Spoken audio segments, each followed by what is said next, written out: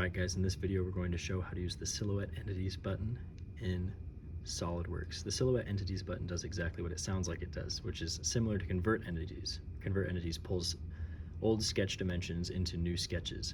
Silhouette Entities can pull the outer dimensions of any complicated body into your new sketch, which means like there's a light behind this doorknob over here, projecting it normal to this new sketch. That is really useful for doing things like creating interfaces between complicated bodies at complicated geometry in assemblies. Things like doors and latches, anything that would interface in a moving manner would be really easy to dimension using Silhouette Entities. What we're going to do is open a sketch on this surface. First I gotta exit that other sketch. Open this sketch. We're going to insert Silhouette Entities feature.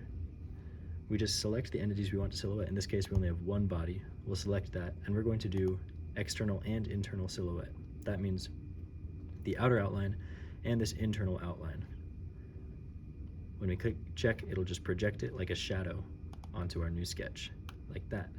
That's really useful if I want to do something like cut out that shape. We're going up to surface, so I'm going to cut to that surface.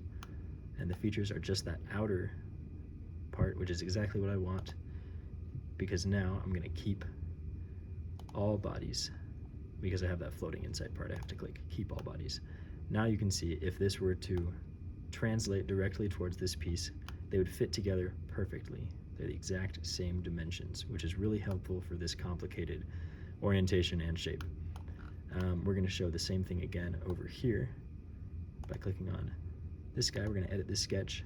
We're going to extrude it blind by just 0.1 inches. There we go, now we have a solid. We're going to sketch on this surface, sketch, import or insert features, Silhouette Entities. We're going to select on this entity, and this time we're just going to do an outside projection, which makes more sense if it's going to translate through this body over here.